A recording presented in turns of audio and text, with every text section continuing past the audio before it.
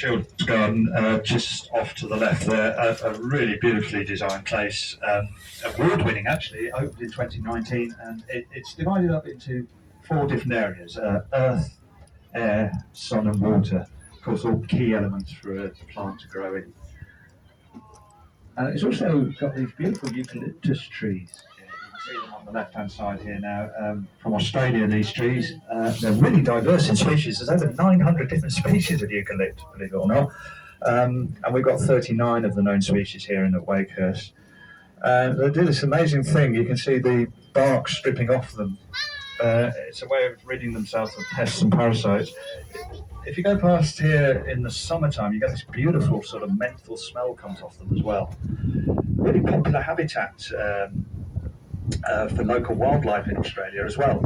For example, it's not unusual to see the marsupial, the koala, up a gum tree. They're affectionately known as gum trees by the Australians. And they actually don't have a bunch on the leaves there. And it seems to have a sort of soporific effect on them, and they're often to be found having a snooze underneath in the shade of the eucalypt afterwards. Which every time I say that, I just think, God, I'd love to be a koala. Sounds so nice, doesn't it? I think perhaps if you crushed a eucalypt leaf between your thumb and fingers, you'd get this beautiful menthol smell as well. So it'd be a bit like having a lovely mint there. All right, now we've got some amazing spring flowers just popped up literally overnight. They weren't here a few days ago. Now, I'm going to try and remember this because Andre, my driver, has said it so many times today because she does the commentary when I'm not doing it, and she just reminded me because I wouldn't have got that. They're called Glory of the Snow, these beautiful purple plants on the left-hand side here. Glory of the Snow, so some places they pop up out of the snow and make the snow look amazing. Yeah? And yeah, as I say, they've just appeared, and they really are lovely. You can see they're roped off so people don't walk over them because, well, why would you? And also, sort of emerging from the shrubs a bit further on to your left is Kew Palace. This is a fantastic building. It's our oldest building in the gardens. It dates back to 1631, and it was built for a Flemish merchant called Samuel Fortray, and it was called the Dutch House in those days, but it was bought by the royal family, and it's owned now by Royal Historical Palaces, and it's the smallest palace, royal palace in Great Britain. It was home during the formative years of King George III and IV, who used it as a schoolhouse and dormitory. And sadly, in later life, it was home again for King George III because he started suffering from severe bouts of mental and physical illness, and he was taken here where it was a lot quieter for him, and he was away from the public eye. Rather a sad part of history there as well for the royal family. The Queen's Gardens are just behind it, and they're a really lovely place to visit, formerly laid out gardens. And there are some royal kitchens as well. All these things are not quite open yet. They will be open for Easter. And as with the Children's Garden, you have to book a ticket to get into see it. The Great Pagoda is the same. You have to pre-book it. There's the orangery on your left here, this lovely white building. Again, it was William Chambers, a very busy man in the gardens, who designed that. It dates from 1761, and they were hoping to grow citrus trees in there, of course, hence orangery, but this was never successful. There was never enough light getting in there to do it properly, so after quite a few different uses, it's now one of the favourite places to get something to eat and drink. It's hard out for weddings and other events as well. Now we're on the Great Broad Walk now, and as the name suggests, it's a very wide and long straight promenade going from the orangery down to the palm house, and it's 320 metres long. It's bordered on either side by these tremendous herbaceous borders, and if you look carefully, you see they mirror each other perfectly. If you look on one side, you see exactly the same on the other. There are 8 semicircular borders. And we're not quite sure, but we think this might be the longest double herbaceous border, not just in Britain, not just in Europe, but possibly the world.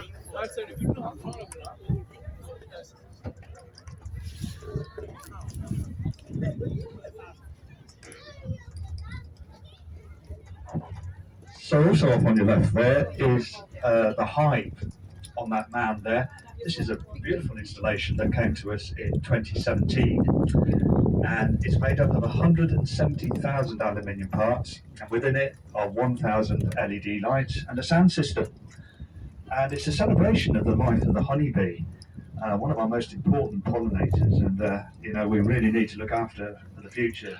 Without honeybees, well, really, all the crops would fail and we would be in terrible trouble. So this beautiful installation reflects the activity within a honeybee hive. So the lights flash and the soundscape is in the key C, very key, the bees buzzing. The artist who installed it here had it on display at the Milan Expo exhibition in 2016, and then it was dismantled and brought here in 2017. The Princess of Wales Conservatory is off to your left there, and this is one of our most recent glass houses. The sloping glass roof appears to go right the way down to the ground, and that's because much of that building is underground to conserve heat and energy. It was opened in 1987 by Diana, Princess of Wales, and there's a maple tree outside the front of it which she planted the day she opened it.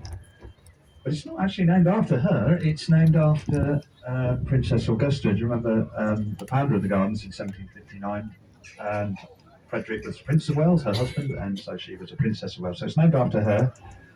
It's a really complex glasshouse. There are 10 different climatic zones within it, and a huge variety of plants ranging from cacti to carnivorous plants like the Venus flytrap to orchids and bromeliads. Beyond it, there's a rock garden, beautiful undulating rocky area with a waterfall cascading through the middle of it, and all the plants there are from mountainous regions of the world. Up on the right there is our water lily house. It's not open for a couple more weeks yet. They're planting at the moment there the giant Amazonian water lily, which will be on display yet again this year. It was built specifically for that purpose in the 1850s, and that Victoria Amazonica, that particular water lily, was one of the wonders of the age when it arrived here then. Now off on your right hand side here is probably our most iconic glass house in the gardens, the magnificent Palm House. And it's looking great now with the sun behind it, with all the incredible plants in there from the tropical regions of the world, sort of silhouetted against it. A few people walking on the top section up there, if you look above the arched entrance there. So you can go up the spiral staircase and walk there. It's very, very hot and humid, and it's even hotter on the top levels, because of course all hot air rises. An incredible place to visit.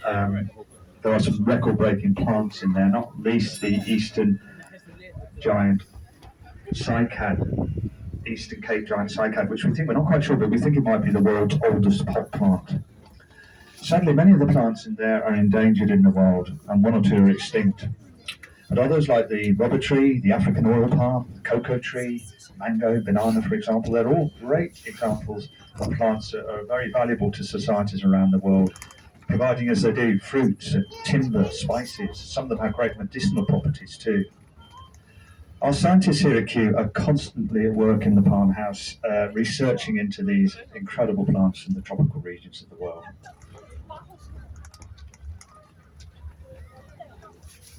Well, we're coming back to Victoria Gate. We're going to park up exactly the same place as where we left from. So if you left pushchairs or wheelchairs, don't forget they're just behind the signage there. Thank you so much for being on board the Kew Explorer. I hope that's given you a good overview of the gardens and maybe given you some ideas of something you might want to do next. You have got an absolutely superb day for it. Kew looking great in this lovely spring sunshine. But from me, John and Andre driving, thank you very much indeed, and goodbye.